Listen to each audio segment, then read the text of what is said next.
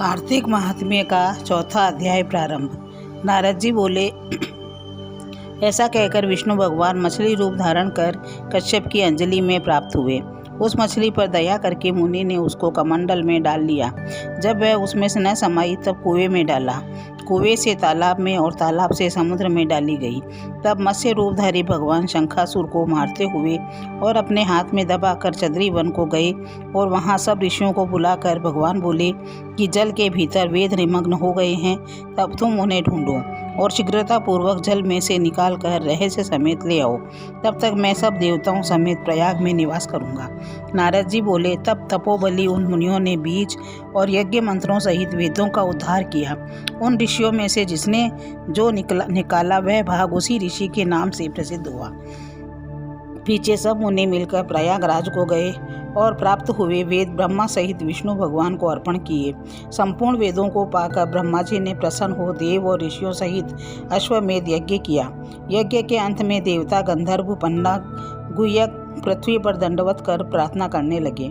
देवता बोले, हे देवाधिदेव, हमारी विज्ञप्ति श्रवण करो।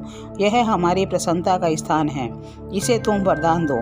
हे रमापते, इन ब्रह्मा जी ने इस स्थान में नष्ट हुए वेद फिर पाए और हमने यज्ञ के भाग प्राप्त किए।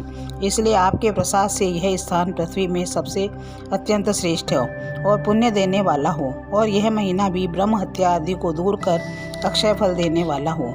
श्री विष्णु बोले, हे देवताओं, जो बात तुमने कही है यही मुझे भी अभिष्ट है, सो ऐसा ही होगा।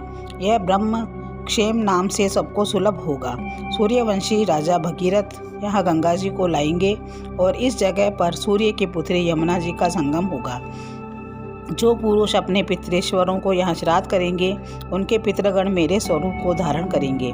मकर संक्रांति माघ मास में प्रातःकाल स्नान करने से उनके दर्शन मात्र से संपूर्ण पाप ऐसे नष्ट हो जाते हैं जैसे सूर्य के से अंधेरे का नाश हो जाता है, और उनको मैं सालोक्य, सामीप्य और सारूप्य इन तीनों प्रकार की मुक्ति क्रम से देता हूँ। हे मुनिवरों, मैं सर्वज्ञ रूप से बद्री वन में सदैव निवास करता हूँ। जो फल और स्थान 100 वर्ष में मिलता है वह तुमको वहाँ एक ही दिन में प्राप्त होएगा। उस स्थान के दर्शन करने वाले मनुष्य जीवन मुक्त हो जाते हैं। सूत जी बोले, विष्णु देवताओं से ऐसा कहकर ब्रह्मा जी सहित वहीं अंतर्ध्यान हो गए और इंद्रादिक देवता भी अंशों से यहाँ रहकर अंतर्ध्यान हो गए। जो मनुष्य शुद्ध चित्त से इस पवित्र कथा को सुनते हैं उनको प्रयागराज और बद्री वन में जाने का फल मिलता है। इति श्री चतुर्थ अध्याय समाप्त।